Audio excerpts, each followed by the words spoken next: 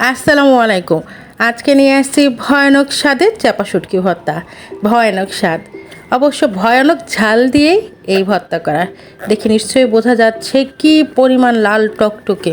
তবে শুটকি ভর্তাতে যে খুব বেশি রসুনের প্রয়োজন হয়, এটাতে খুব কম রসুন দিয়ে আমি এই ভর্তাটা করেছি। মাঝে মাঝে এইরকম ঝাল দিয়ে ভাত খেতে খুব ভালো লাগে, মনে হয় যেন রুচি ফিরে আসলো। আমি এইখানে পুঁটির এই চাপাগুলো 10টা খুব ভালোভাবে ধুয়ে পরিষ্কার করে নিয়ে এবং কাঁচা এটা শিলপাটায় বেটে নিচ্ছি। আপনারা চাইলে ব্লেন্ডারে খুব ভালোভাবে এটা ঘুরিয়ে নিতে পারেন। আমার কাছে কেন যেন শিলপাটা এখনও খুব ভালো লাগে, তাই তো আমি শিলপাটাতেই বেটে নিচ্ছি। শিলপাটা এভাবে বেটে নিলে কাঁটাগুলো একেবারেই মিহি হয়ে যায়, যার ফলে খুব ভালো হয়। এই ভর্তাতে এই একটাই কষ্ট, প্রথমে একটু বেটে নেওয়া। তবে চাপা শুটকি যেহেতু অনেক নরম হয়, তাই খুব একটা কষ্টের ব্যাপার না এইখানে। আমার কাছে তো ভালোই লাগে, যখন কোনো রেসিপি করি আমার কাছে খুব ভালো লাগে।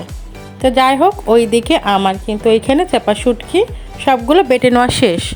আর এই দিকে আমি একটা কড়াইয়ে পর্যাপ্ত পরিমাণ তেল দিয়ে এখানে আমি 1 কাপ পেঁয়াজ খুব ভালোভাবে কুচি করে নিয়েছিলাম, সেটা এখন ভেজে নিচ্ছি।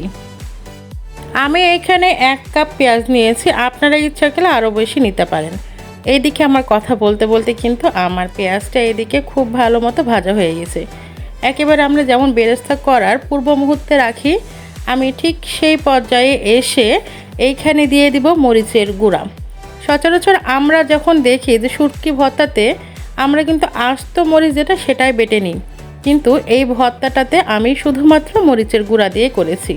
এখানে কিন্তু কোনো কাঁচামরিচ কিংবা শুকনা মরিচ আমি আর বেটে দিইনি। এটা বিশেষত্ব কিন্তু এখানে এই মরিচের গুঁড়াটা দিয়ে খুব ভালোভাবে ভেজে নিলে খুব সুন্দর একটা গন্ধ আসে। বেশ 2-3 মিনিট ভাজার পরে আমি এখানে বেটে রাখা চাপা শুটকিগুলো দিয়ে দিলাম এবং এটা আবারও খুব ভালোভাবে এখন ভেজে নিচ্ছি। এখানে খুব বেশিক্ষণ ভাজার প্রয়োজন নাই, 2 থেকে 3 মিনিট ভাজার পরে যে বাটিটাতে আমি এখানে বাটা চাপাগুলো রেখেছিলাম সেটা ধুয়ে অল্প একটু পানি দিয়ে দিয়েছি। খুব বেশি পানির এখানে প্রয়োজন হয় না, তবে একটু তেল বেশি লাগে। আমি এইখানে আনুমানিক 4 টেবিল চামচ তেল নিয়েছিলাম 1 কাপ পেঁয়াজের জন্য।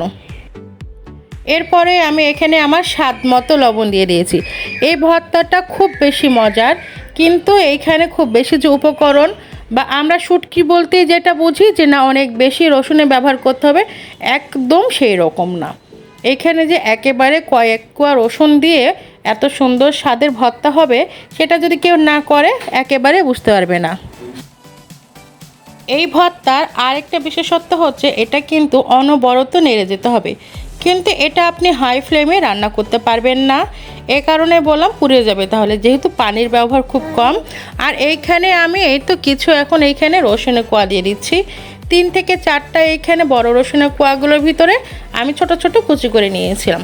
খুব বেশি রসুন কুচি এখানে আমি ব্যবহার করিনি, এই কারণেই করিনি যে এইখানে বেশি যদি রসুন কুচি ব্যবহার করি তাহলে সেক্ষেত্রে দেখা যাবে যে আমার শুটকির অরিজিনাল একটা গন্ধ বা চাপা শুটকির ভর্তার অরিজিনাল একটা গন্ধ, সেই গন্ধটা আসলে এখানে হারিয়ে যাবে।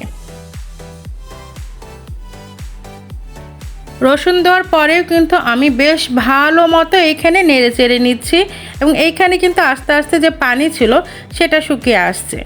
আপনারা এই যে ভিডিওতে একটু ভালো করে খেয়াল করলে বুঝতে পারবেন যে আমার রসুনটা যেহেতু আমি একটু পাতলা করে দিয়েছিলাম, যার ফলে আমার রসুনটাও কিন্তু এইখানে সেদ্ধ হয়ে আসছে আর ভর্তাটা কিন্তু মোটামুটি হয়ে আসছে। তো এখন কিন্তু বলি, যারা কষ্ট করে এতক্ষণ আমার ভিডিওটা দেখলেন তাদেরকে জানাচ্ছি অসংখ্য ধন্যবাদ। আর যারা আমার চ্যানেলে নতুন তাদের কাছে অনুরোধ করছি তারা দয়া করে আমার চ্যানেলটা সাবস্ক্রাইব করে রাখবেন। এতে আমি আরও বেশি উৎসাহ পাবো এবং কি ধরনের রান্না দেখতে আপনারা চান সেটা অবশ্যই কমেন্ট বক্সে জানাবেন এবং যদি আমার কিছু ভুল হয়ে থাকে সেটাও অবশ্যই আপনারা জানিয়ে দেবেন। তো এইখানে কিন্তু মোটামুটি আমার ভর্তাটা রেডি। অবশ্যই এটা যখন আপনারা বানাবেন তখন নিজেরাও এটা দেখে বুঝতে পারবেন। এই ভর্তাটা আপনি বুঝতে পারবেন যে যখন পানিগুলো সব একেবারে শেষ হয়ে যাবে, এইভাবে উপরে তেলটা উঠে আসবে। তো সবাইকে আবারও ধন্যবাদ জানিয়ে আমার রেসিপিটা এখানে শেষ করছি। সবাই আমার জন্য দোয়া করবেন। আল্লাহ হাফিজ। আসসালামু আলাইকুম।